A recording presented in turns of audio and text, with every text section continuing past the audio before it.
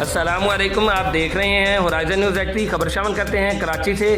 कराची के इलाके लांडी नंबर 2 से 2 मोटरसाइकिल पर सवार डकैतों ने 2 दुकानों और खरीदारों को लूट लिया। कराची में अब कोई शहरी और कारोबार करने वाले की जानो माल महफूज नहीं। हुक्काम आला कराची में बढ़ते हुए क्राइम्स की रोकथाम के लिए फौरी एक्शन लें।